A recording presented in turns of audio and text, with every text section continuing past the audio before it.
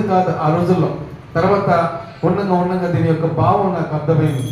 అందుకని ఈరోజు నూతన సంవత్సరంలో మొదటి వారం కనుక మొదటి వారంలో ఈ యొక్క విషయాన్ని మీకు కూడా చెప్తే కొంచెం బాగుంటుంది.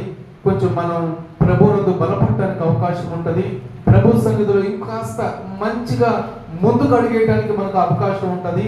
ఎందుకంటే ప్రారంభ వారం కాబట్టి ఈ వారం మనం సరి చేసుకుంటే, ఈ వారం మనం సరిదిద్దుకుంటే, ఈ వారం అంతా కాదు, ఈ సంవత్సరం అంతా కూడా దేవుని యొక్క ఆశీర్వాదాలు. ఏమండి, ఒక్క వారము మనం సరి చేసుకొని ముందుకు నడవాలనే నిర్ణయం, ఆ నిర్ణయం తీసుకుంటే దేవుడు సంవత్సరం అంతా దీవిస్తాడు. ఒక వారం నువ్వు కఠినమైన నిర్ణయం తీసుకోవాలి. ఈ వారం ఏం నిర్ణయాలు తీసుకోవాలి అంటే ముందు వాక్యంలోకి మనం వెళదాం. ఏం నిర్ణయాలు తీసుకోవాలి, ఎలా ఉండాలి, ఎలా ఉంటే దేవుడు మనల్ని దీవిస్తాడు, ఎలా వెళితే దేవుడు మనల్ని దీవిస్తాడు, ఎలా